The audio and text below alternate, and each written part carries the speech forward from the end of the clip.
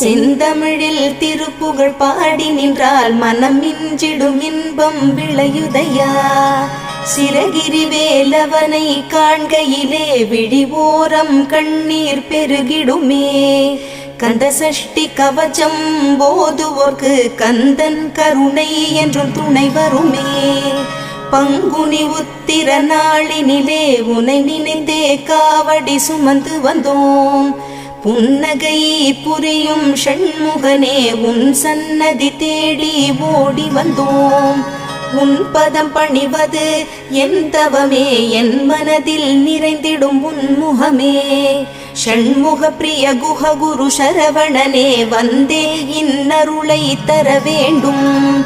தென்பழனி மலையில் ஆண்டி முகம், சென்னி மலையில் முருகனின் கருணை முகம்.